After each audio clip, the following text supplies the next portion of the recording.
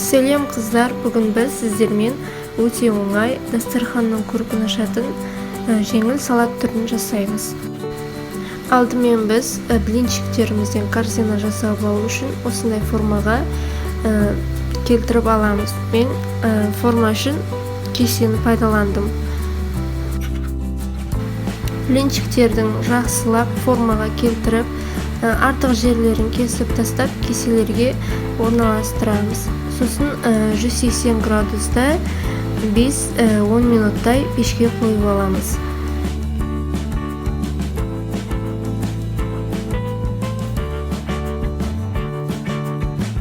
Сосын барлық заттарды видеода көрсетілгендей турап шығамыз.